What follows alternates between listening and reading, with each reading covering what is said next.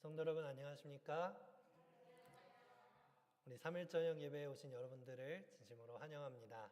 하나님의 말씀으로 교제하는 가운데 우리의 마음속에 평안이 있기를 간절히 바랍니다. 오늘은 아브라함의 하나님, 이삭의 하나님, 야곱의 하나님이라는 제목으로 말씀을 나누고자 합니다. 오늘 말씀의 제목은 하나님을 믿고 있는 가정이라고 하면 누구나 우리 가정에도 정말 이루어졌으면 하는 소망이 담긴 제목인 것 같습니다. 대를 이어서 하나님을 믿으며 함께 하나님의 사랑을 나누고 같은 소망을 꿈꾸며 우리 가정이 이루어진다면 얼마나 좋을까 하는 그런 기도 제목이 우리의 각 가정에 있다는 것을 알고 있습니다. 이 가정의 달 아름다운 5월에 나의 신앙뿐 아니라 우리 가정을 위해서 또 우리 가족뿐만이 아니라 우리 교우님들의 서로의 가정을 위해서 기도할 수 있는 그런 가정의 달이 되었으면 좋겠습니다. 다 같이 하나님의 말씀 신명기 5장 10절의 말씀을 읽도록 하겠습니다. 신명기 5장 10절의 말씀 제가 봉독해 올리도록 하겠습니다. 나를 사랑하고 내 계명을 지키는 자에게는 천대까지 은혜를 베푸느니라. 아멘. 하나님께서는 우상을 섬기는 자들에게 3, 4대까지 벌을 내리시지만 자신을 사랑하고 계명을 지키는 자에게는 1000대까지 그 은혜를 베푸시는 은혜로운 하나님이십니다. 옛말에 부불삼대라고 하는 이 사자성어가 있습니다. 부자가 3대를 지탱하기 어렵다라는 뜻을 가지고 있는데요. 부자 1대는 자수성가를 했기 때문에 망할 염려가 없습니다. 자신이 고생해서 읽어놓은 그 부를 잃지 않는 것이죠. 그 재산 모으는 과정을 지켜본 2세는 그 정도 현상 유지 정도는 할 수 있다고 합니다. 그런데 그 부유함 속에서 세상 물정 모르고 태어난 3대는 관리를 잘 못해서 그 유산을 관리하기가 어렵다라는 그런 이야기를 담고 있습니다. 세상 모든 사람들은 자신이 누리는 복을 자손 대대로 누리고 싶어 합니다. 그러나 그 일이 그렇게 쉽게 되지 않는 것이 세상 이치인 것 같습니다. 하지만 오늘 본문의 말씀은 우리에게 말씀하시기를 우리가 누리는 은혜가 몇 대까지요? 1000대까지 그 복이 이어질 것이다. 하나님의 은혜는 그런 것이다 라는 축복의 말씀을 우리에게 약속해 주시는 것입니다. 어떻게 하면 우리는 이 축복의 약속된 말씀을 누리며 사는 그리스도인이 될 수 있을까요? 어떻게 하면 우리가 받은 이 복음, 구원의 기쁨을 3, 4대를 넘어 1000대까지도 누리게 할 수 있을까요? 대를 이어 은혜 안에 살 수 있는 비결은 부모가 먼저 주님을 사랑하고 계명을 지키는 데 있습니다. 교회 증언 5권 601쪽에서는 이렇게 말합니다. 하나님은 계명을 지키는 당신의 백성을 축복하였다. 교회 증언 6권 350쪽에는 또 이렇게 말합니다. 이 계명을 지키는 자들은 그분의 이름을 입으며 그에 따르는 모든 축복들이 그들의 소유가 될 것이다. 부모가 참된 그리스도인으로서 하나님을 사랑하고 그의 계명을 준수할 때에 이 약속된 축복이 우리 모두에게 허락된 현실적인 축복이라는 사실을 믿게 되시기를 간절히 바랍니다. 여러분, 부모에게 있어서 가장 큰 축복은 무엇입니까? 그것은 자식이 잘 되는 것입니다. 특별히 우리 한국 정서에 있어서는 더 그런 것 같아요. 나는 잘못되어도 내 자식이 잘 되는 것이 진정한 복으로 여겨지는 것이 우리들의 문화입니다. 그런 의미에서 우리가 함께 읽었던 이 신명기 5장 10절의 말씀은 정말 완벽한 축복의 말씀이다라고 느껴지기까지 합니다. 하나님의 은혜가 부모의 대를 넘어 자녀들에게 그리고 1000대까지도 그 복이 전달될 것이다 라고 말하는 것입니다.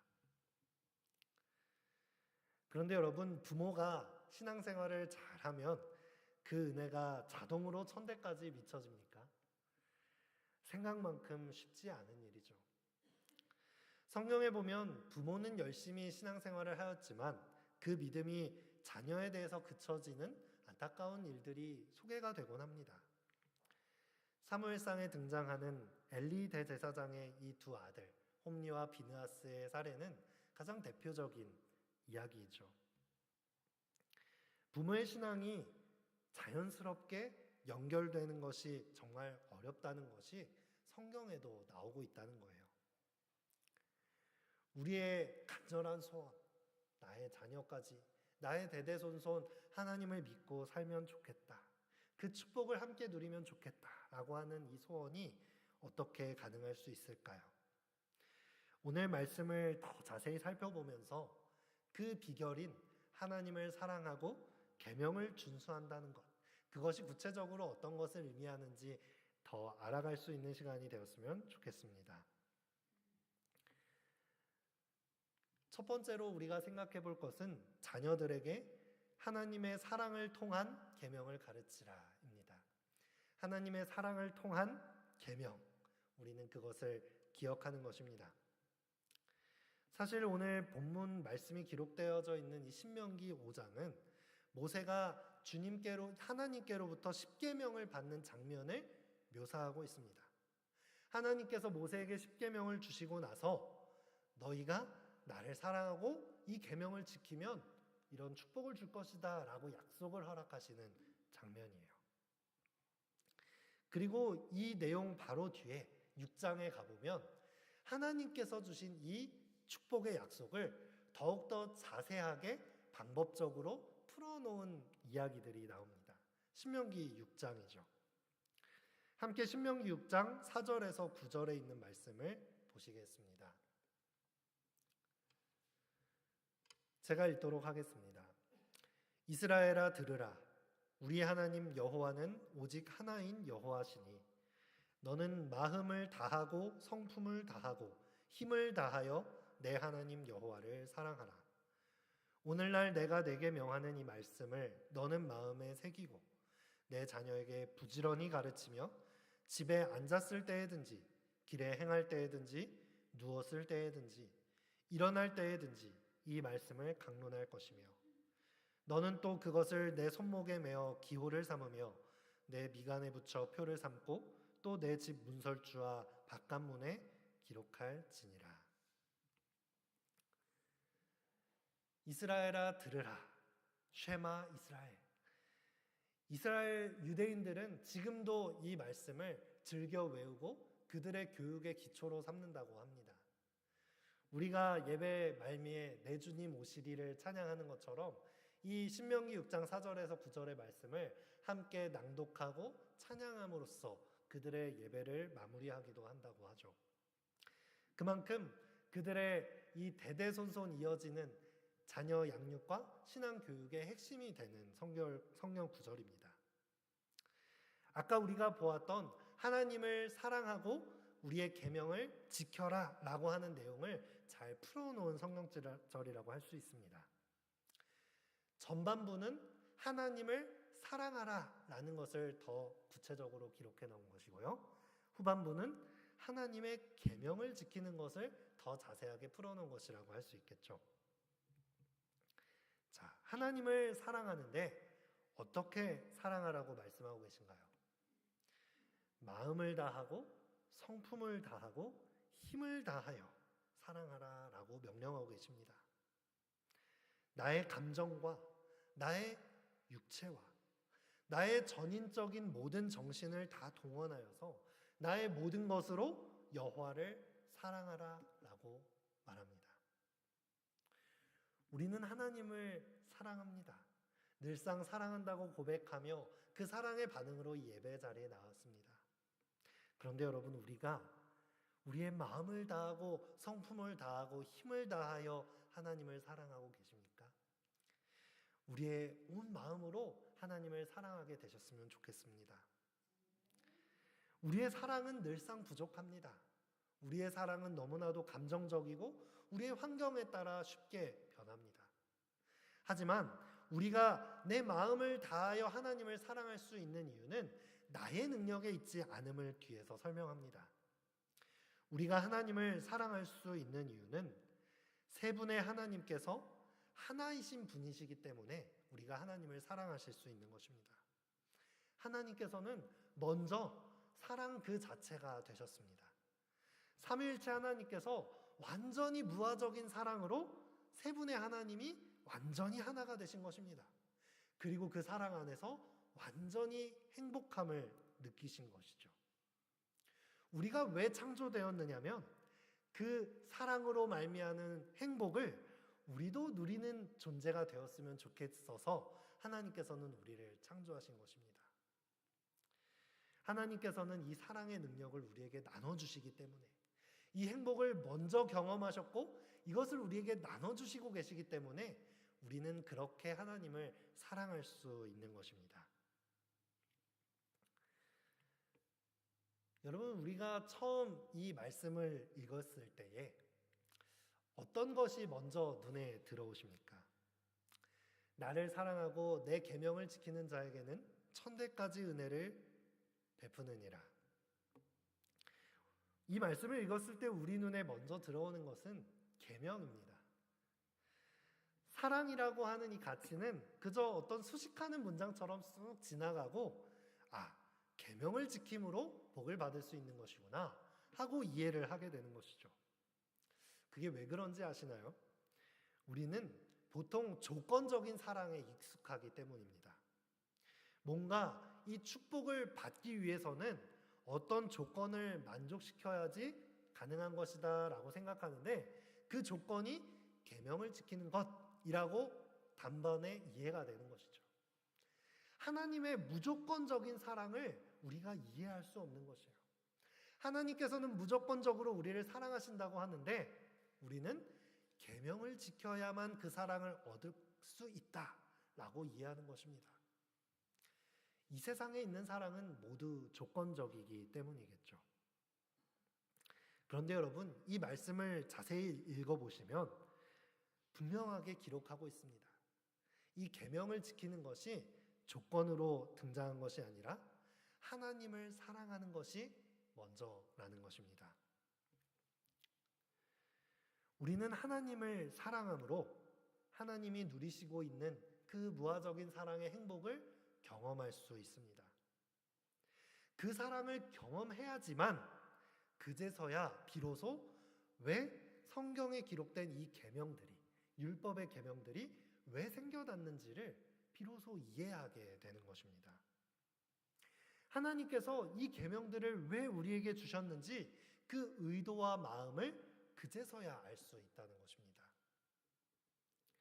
하나님의 율법의 계명은 하나님의 품성인 사랑을 대변하고 있는 것이기 때문에 하나님의 사랑의 의도를 빼버리는 순간 그 계명들은 오해받기 시작합니다.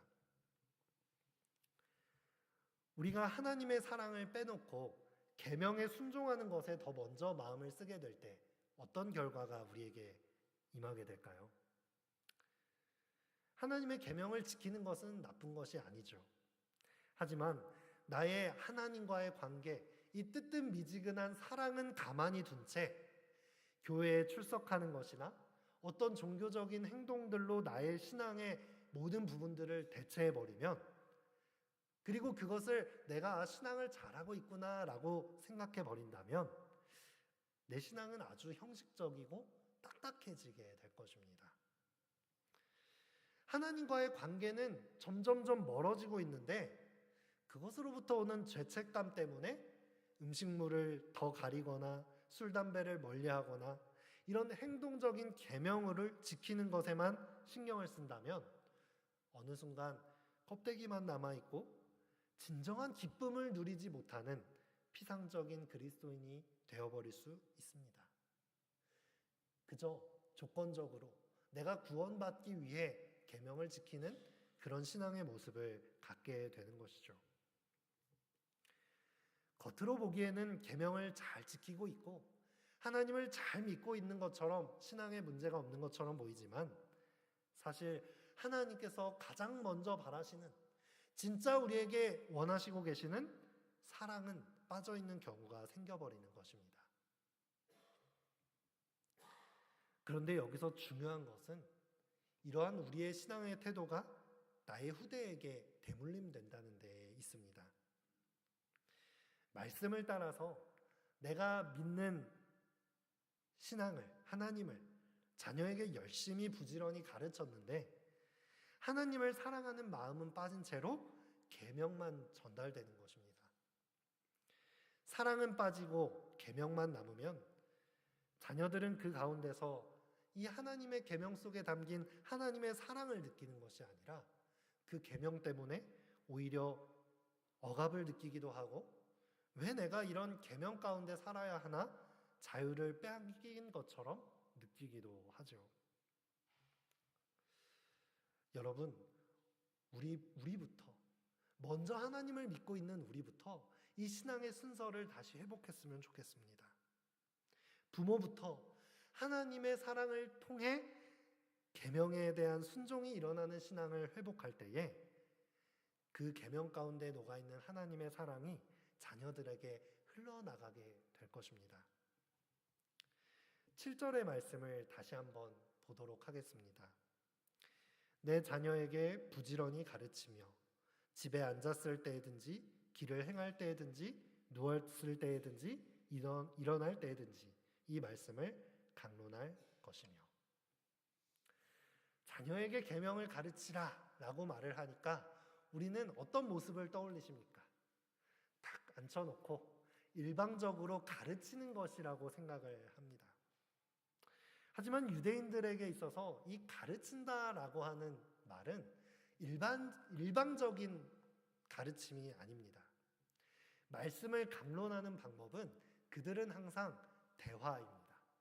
항상 질문을 던지고요. 스스로 그것들을 찾아갈 수 있게끔 이야기하는 것입니다. 지금도 이 유대인들의 교육은 현대인들에게도 그들의 민족성과 그들의 정체성을 잘 전수할 수 있는 교육법으로 유명합니다. 우리나라에서도 이 유대인 교육법의 붐이 일어났던 적이 있습니다. 하브루타라고 하죠. 계속해서 대화를 하는 것입니다. 하나님께서 왜 이 계명을 만드셨는지, 하나님의 성품은 어떤 분이시기에 이런 선택을 하셨는지, 하나님은 왜 이런 상황 속에서 이런 행동을 하셨는지 계속해서 그 성경을 놓고 대화하고 토론하며 하나님의 의도와 품성을 살피는 것입니다. 그러면서 그들은 하나님의 계명과 성경 속에서 하나님이 어떠한 분이신지, 내가 얼마나 믿을 만한 분이고 사랑이 충만한 분이신지를 알아간다고 하는 것이죠. 내 자녀에게 말씀을 가르치는 방법은 어떤 지식적인 전수를 말하는 것이 아닙니다. 집에 앉았을 때에든지 길을 갈 때에든지 누웠을 때에든지 일어날 때에든지 아주 일상적인 생활 속에서 하나님의 말씀을 가르치는 것입니다. 정보나 지식적으로 계명을 전하는 것이 아니라 그저 이 교회 예배 시간에만 하나님을 배우는 것이 아니라 지극히 보통의 일상생활 속에서 자녀들에게 그분을 얼마나 내가 사랑하고 있는지, 내가 하나님의 계명을 어떠한 마음으로 지키고 있는지 그 삶의 배경과 스토리를 자꾸만 이야기해 주는 것이죠. 이 말씀을 보면서 TV에서 보았던 한 가족 공익 캠페인이 생각났습니다. 한번 영상을 함께 보시죠.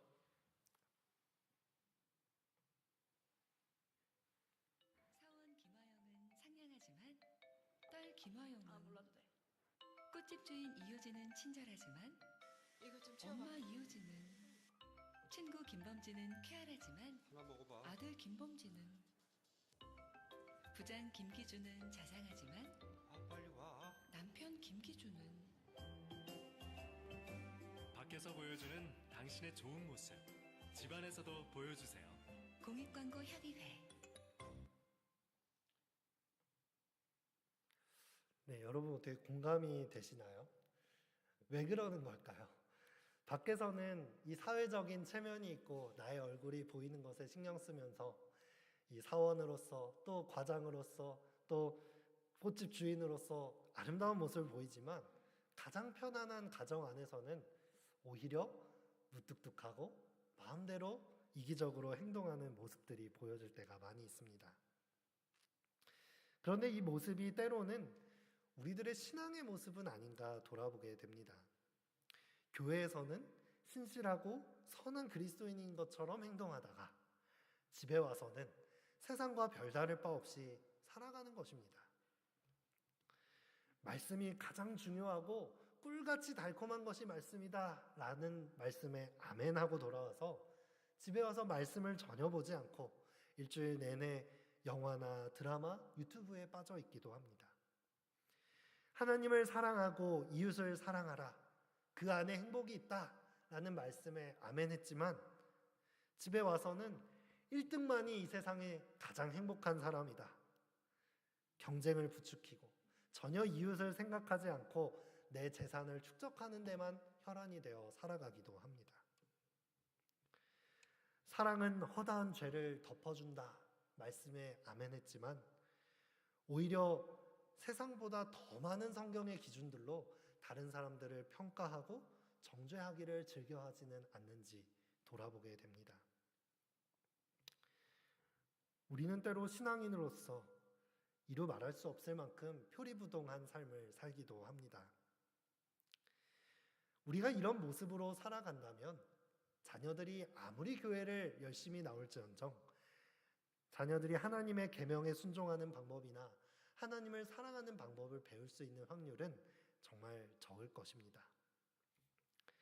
우리는 교회에서뿐 아니라 집에 앉았을 때에든지 길을 갈 때에든지 누워 있을 때에든지 일어날 때에든지 우리가 하는 모든 일상의 선택들에 있어서 정말 하나님을 사랑하는 사람으로서 마음으로 성경 말씀의 기준으로 선택하고 그것을 즐겨 순종하며 행복해하는 모습을 보여줄 때 우리는 하나님의 사랑과 계명을 순종하는 것을 가르쳐 줄 수 있을 것입니다.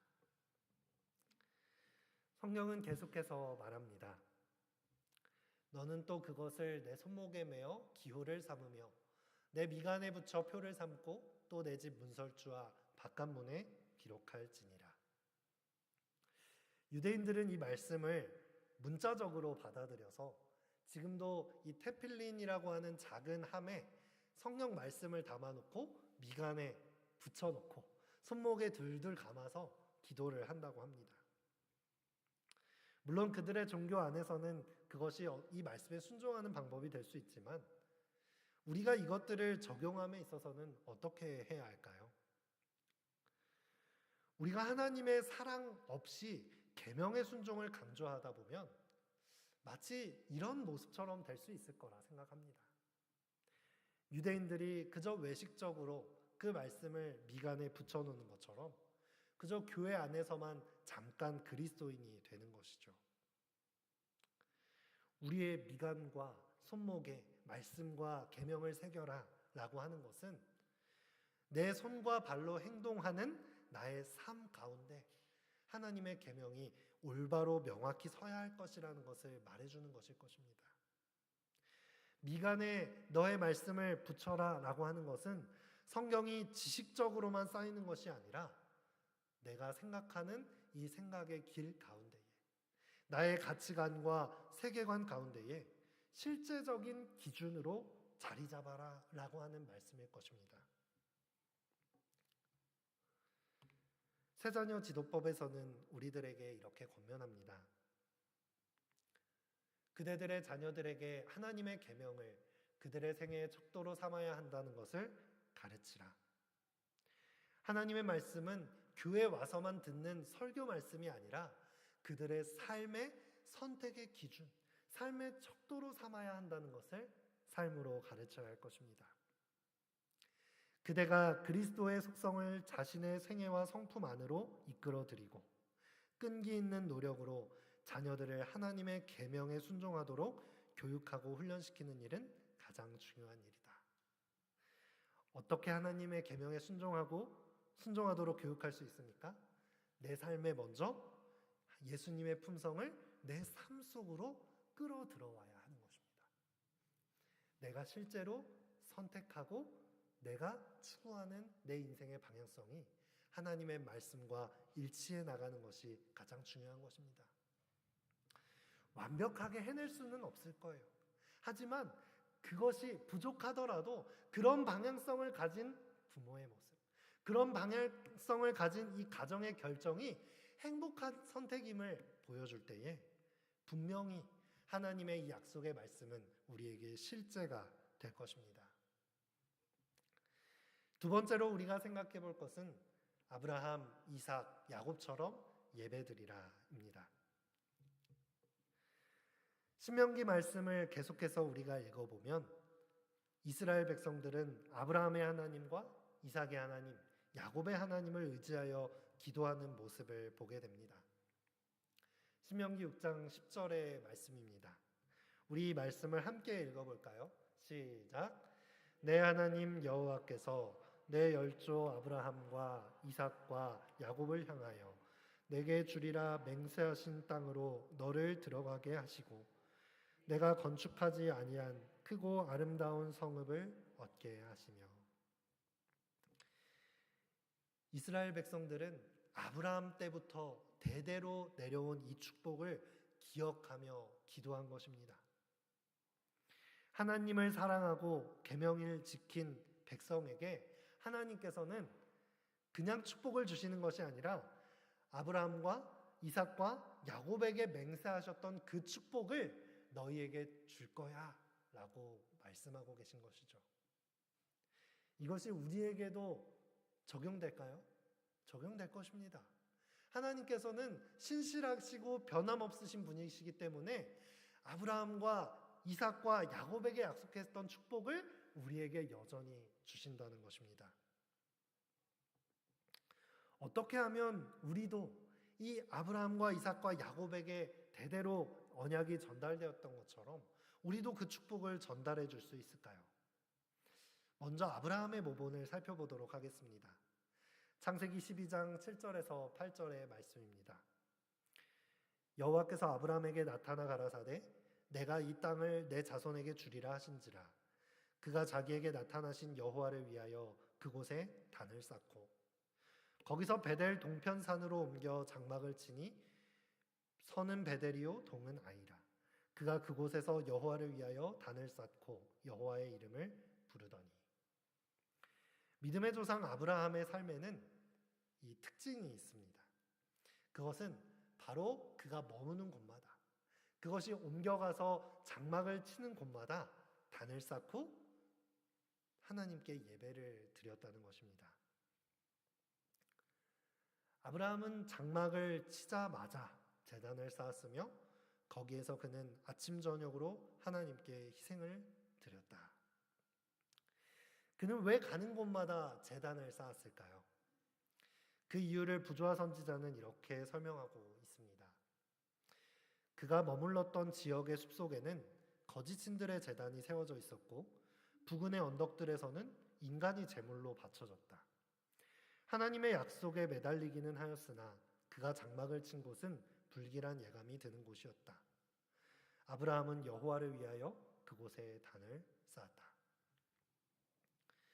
그가 도착했던 곳은 하나님이 가라고 하셨던 가나안 땅이었습니다.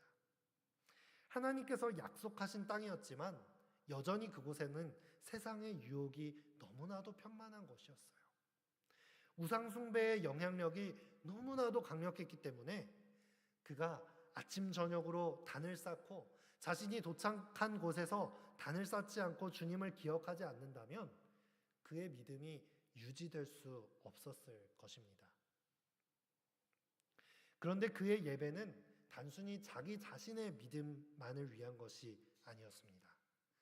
가족 모두를 위한 것이었습니다. 계속해서 이렇게 부조화 선지자는 말합니다. 그는 장막을 치는 곳마다 그 근처에 제단을 세우고 장막에 유하던 모든 사람을 불러 조석으로 희생 제물을 드렸다. 다시 말해 온 가족들이 함께 모여서 그 제단을 쌓은 곳에서 하나님을 기억하고 아침 저녁 가정 예배를 드렸다는 것입니다. 왜냐하면 자기 자신의 가족뿐 아니라 가족 모두가 세상의 악한 영향력으로부터 보호받아야 했기 때문입니다. 그의 가족들을 우상숭배의 제물로 바쳐지도록 내버려둘 수 없었던 그 아브라함의 마음을 느껴보시기 바랍니다. 그가 쌓았던 제단은 그의 가족에게서 끝나지 않았습니다. 그 예배의 영향력은 그 장막을 넘어서 가나안 사람들에게까지 미쳤습니다.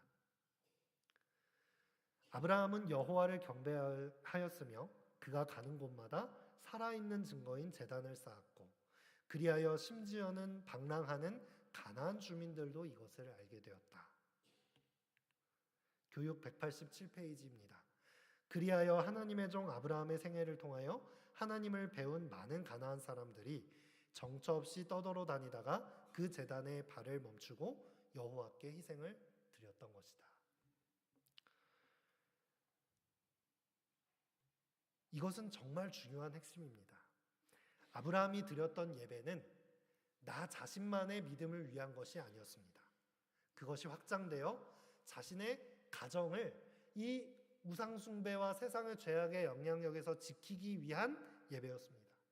그런데 그것은 또 자기 자신의 가정만을 위한 예배가 아니었어요. 자신의 장막의 경계를 넘어 그 지역에 살던 가나안 사람들에게까지 하나님께 영광을 돌리게 하는 예배가 아브라함 가정에서 드려지던 예배였던 것입니다. 그가 드렸던 예배는 우리에게도 훌륭한 예배의 모본이 된다고 생각합니다. 우리가 살고 있는 이 세상은 어떻습니까? 아브라함이 도착했던 이 가나안 땅과 마찬가지 아닙니까? 우리가 우리의 자녀를 삼육학교에 보내면 그곳은 안전합니까?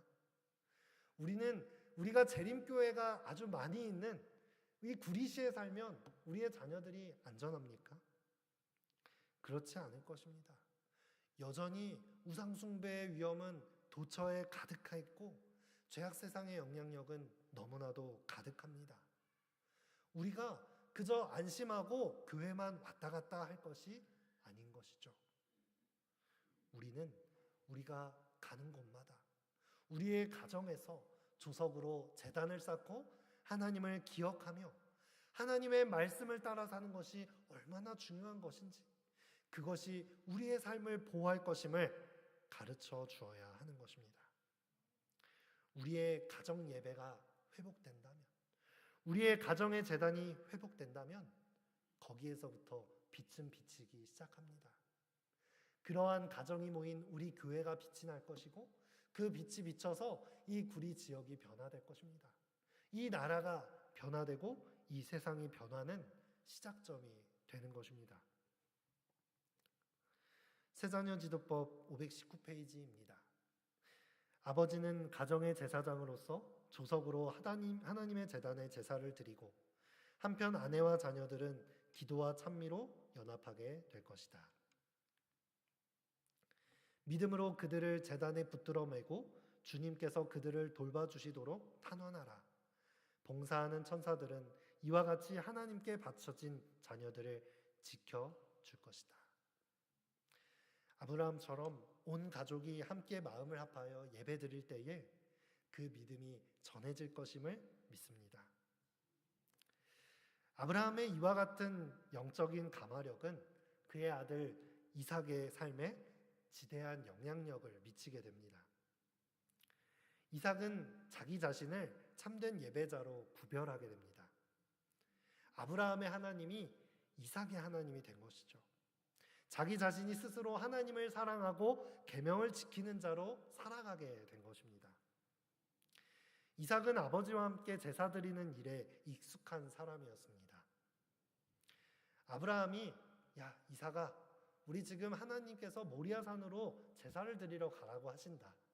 새벽에 깨우는 그 요청이 귀찮거나 익숙하지 않은 요청이 아니었음을 보게 됩니다.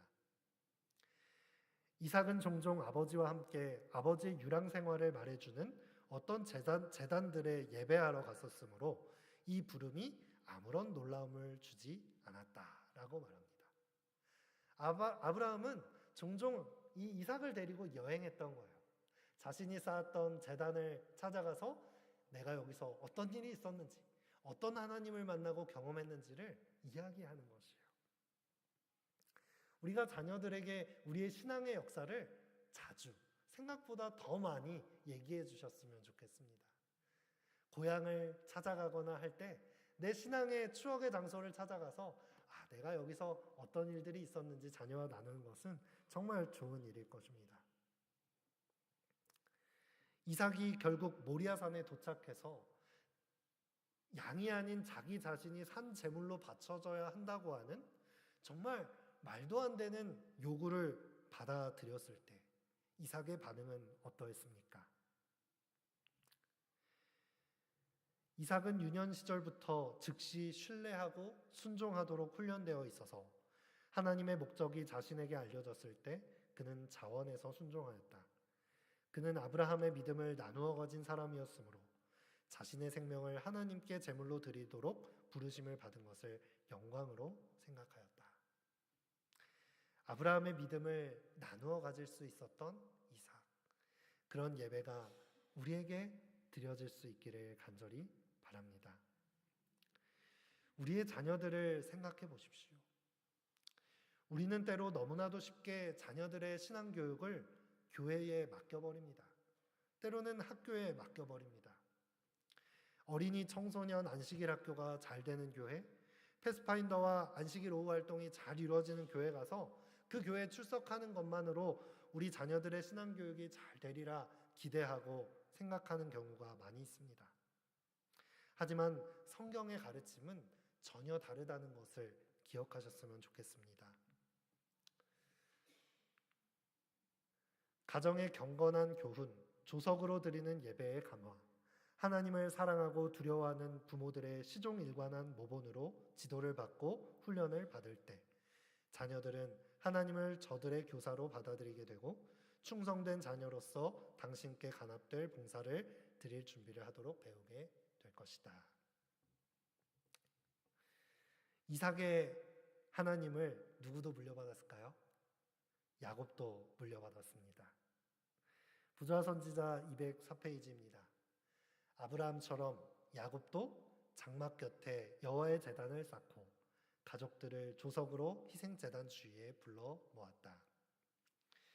매일 아침 저녁 시간에 12명이나 되는 그 천방지축 아들들을 이 조석의 제단으로 모이게 하는 것이 쉬웠을까요? 아닐 것입니다. 자녀 몇만 키워도 쉽지 않을 것인데 그 12명이나 되는 자녀들을 데리고 아침 저녁 예배를 드렸다는 것을 이 야곱의 모습을 보여주는 것입니다. 야곱은 포기할 수 없었을 것입니다. 사기꾼이었던 자기 자신을 이 이스라엘이라는 이름을 약속하시고 그 언약을 자기에게 주셨던 이 하나님의 사랑을 경험했기 때문입니다. 이 사랑의 하나님을 자신의 자녀들에게 전해야만 하는 간절함이 있었던 것입니다. 우리가 하나님을 경험했던 그 순간이 있다면 그 은혜를 기억하고 그곳에 제단을 쌓길 바랍니다. 그리고 그 제단에 자주 모여서 자녀들과 이야기를 나누고 예배하였으면 좋겠습니다. 한 이야기를 들려드리며 오늘 말씀을 마무리하려고 합니다. 존 페이튼이라고 하는 선교사의 이야기입니다. 그는 기독교 역사 속에서 20세기 가장 존경받는 선교사 중에 한 명으로 손꼽히는 사람인데요.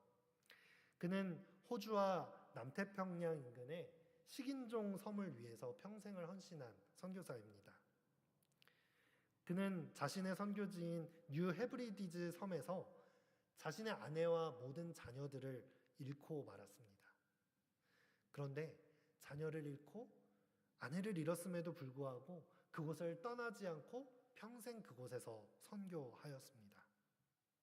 결국은 그 나라를 기독교 국가로 변화시키게 되었습니다. 무엇을 그를 이와 같은 믿음을 가진 선교사로 키우게 됐을까요? 그는 어린 시절 자신의 가정 예배에서부터 그것을 시작되었다고 기록합니다. 그는 1824년 5월 24일 스코틀랜드의 작은 오두막집에서 11명의 자녀 중에 맏아들로 태어났다고 합니다.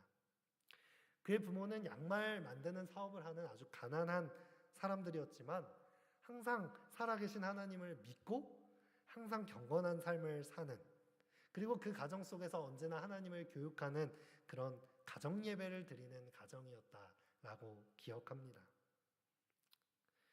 가정 예배는 그들의 가정에 있어서 가장 중요한 하루의 일과였고 하루를 마무리할 때 가정 기도회로 그 하루를 마쳤다고 합니다. 존 페이튼의 아버지가 혹 멀리 출장을 간다 하더라도 꼭 같은 시간을 정해놓고 어머니를 통해서 가정 예배가 이루어지게 했고 같은 시간에 아버지도 가정을 위해서 기도했다고 합니다. 이러한 가정 예배를 통해서 그리스도인이 될 것을 결심한 존 페이튼, 그는 이렇게 자신의 자서전에서 기록했습니다. 나는 종종 아버지께서 가정 예배를 인도하실 때나 기도하실 때에 그의 얼굴에서 빛이 나는 것을 바라보곤 했고 나도 아버지처럼 되고 싶었다. 아버지께서는 나를 위해 늘 기도해 주셨고 주께서 아버지의 기도에 응답해 주셔서 언제나 내가 복된 복음을 들고 이방 세계 어느 곳에라도 나아가는 선교사의 특권을 누리게 되기를 간절히 바랬다. 이렇게 어릴 적부터 가정 예배를 통해서 신앙의 훈련을 받고 신학을 공부한 이 존 페이튼은 이 식인종 섬에 가서 선교를 하는 선교사가 되었습니다. 그가 선교했던 이 부족은 지금은 바누아투라고 하는 나라가 되었는데요. 바누아투라고 하는 나라의 국장에는 우리는 하나님과 같이 존재한다 라고 기록되어 있다고 합니다. 하나님을 신실히 믿는 기독교 국가로 세워진 것이죠. 가정 예배로 훈련된 한 선교사가 한 민족을 구원하게 된 것입니다. 그의 가마력은 여기서 멈추지 않았습니다. 이 존 페이튼의 헌신적인 선교 소식을 들었던 호주의 한 젊은 부부가 또 이 나라의 선교사로 오게 됩니다. 그리고 존 페이튼을 통해서 이 가족과 이웃에 선교하는 모본을 배운 이 선교사가 한국 전쟁이 끝날 때까지 한국 선교사로 자원을 하게 되었습니다. 바로 그들은 제임스 노블 맥켄지 선교사와 그의 가족들입니다. 그들은 한국에 와서 나병 환자들을 돌보고 의료 선교 사역으로 영혼들을 구원하는 사역을 이 한국 전쟁이 마칠 때까지 우리나라에서 펼쳤습니다. 그리고 그들의 영향력은 또 여기서 멈추지 않았습니다. 자국민마저도 나병 환자라고 하면 쫓아내는 마당에 외국인 선교사들이 와서 헌신하는 모습을 보고 감동받은 한 평양의 신학생이 있었습니다. 그들의 선교담을 주의 깊게 듣고 회심을 경험한 손양원 목사님이었습니다. 그 손양원 목사님은 마찬가지로 어떻게 됐을까요? 우리나라에서 복음을 전하며 한센인의 아버지라고 불리며 나병 환자들을 위한 선교 사업을 죽기까지 실천하였습니다.